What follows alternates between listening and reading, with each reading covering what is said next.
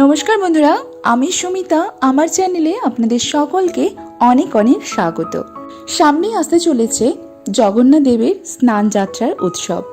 আজকের ভিডিওতে আমি আপনাদের সঙ্গে আলোচনা করব স্নান যাত্রার উৎসবটি কবে পালিত হবে, স্নান যাত্রা উৎসবের মাহাত্ম্য, কেন পালন করা হয় স্নান যাত্রা, এবং এই দিন কোন কোন কাজ করা অত্যন্ত শুভ।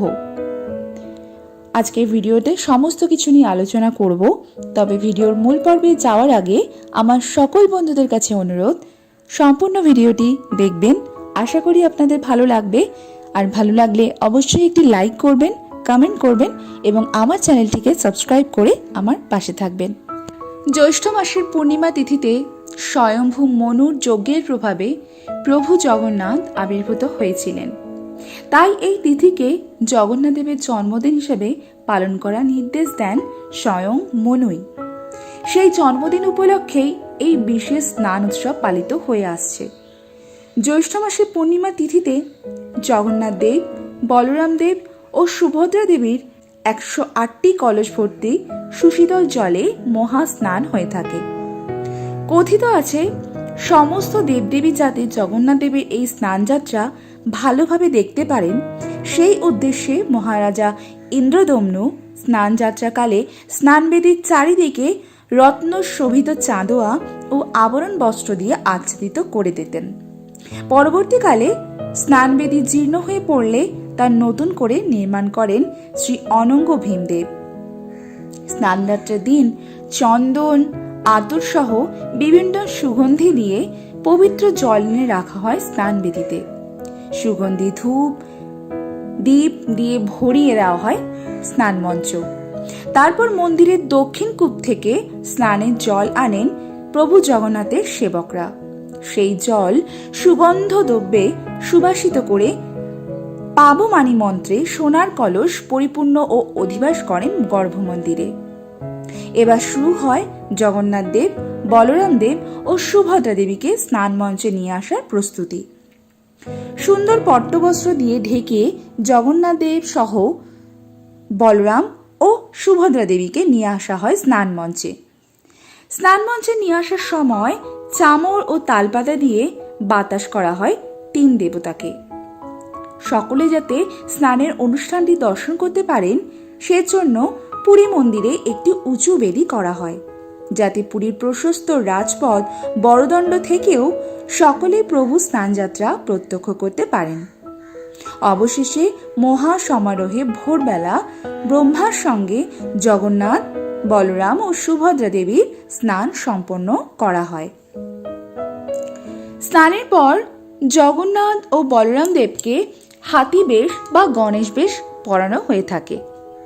স্বয়ং জগন্নাথ দেব মহারাজা ইন্দ্রদম্নুকে নির্দেশ দিয়েছিলেন, মহা স্নানের পর তার অঙ্গরাগবিহীন রূপ যেন কেউ না দেখেন।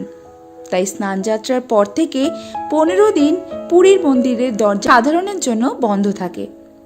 কথিত আছে, এই সময় স্নানের পর জগন্নাথ দেবের জ্বর হয়। জ্বর সারাতে দৈতাপতিরা ওষুধপথ্য অর্থাৎ মিষ্টি রসের পান্না, বিশেষ পাচন ও নানা ধরনের মিষ্টান্ন ভোগ দেন। এই সময় মন্দিরে জগমোহনের পাশে নিরোধন গৃহে অবস্থান করেন জগন্নাথ দেব। এরপর যখন নবমূর্তিতে জগন্নাথ দেব নানা বেশভূষায় সুসজ্জিত হয়ে দর্শন দেন, তখন সেই উৎসবকে বলা হয় নেত্র উৎসব বা নবযৌবন উৎসব। জগন্নাথ দেবের এই মহিমা চলে আসছে যুগ যুগ ধরে। বন্ধুরা, আপনারা বাড়িতেই কিভাবে জগন্নাথ দেবের স্নানযাত্রা উৎসবটি পালিত করবেন তার একটি সম্পূর্ণ ভিডিও আমার চ্যানেলে অলরেডি দেওয়া আছে। আমি ডেসক্রিপশন বক্সে লিঙ্ক দিয়ে দেবো, আপনারা চাইলে সেটি দেখে নিতে পারেন। চলুন এবার জেনে নিই এই বছর স্নানযাত্রা উৎসব কবে পালিত হবে। স্নানযাত্রার সময়সূচি। এই বছর জগন্নাথ দেবের স্নান পূর্ণিমা পড়েছে 22শে জুন শনিবার 2024। পূর্ণিমা তিথি শুরু হবে 21শে জুন সকাল 7:32 থেকে এবং পূর্ণিমা তিথি স্থায়ী হবে 22শে জুন 6:37 পর্যন্ত। বন্ধুরা, জ্যৈষ্ঠ পূর্ণিমার গুরুত্ব আমাদের হিন্দু ধর্মে অত্যন্ত তাৎপর্যপূর্ণ। এই দিনে বিশেষ কিছু কাজ করা উচিত, যেমন এই দিনটা আপনি শুরু করবেন গঙ্গা স্নানের মধ্য দিয়ে। গঙ্গা স্নান আমাদের হিন্দু ধর্মে অত্যন্ত মাহাত্ম্যপূর্ণ।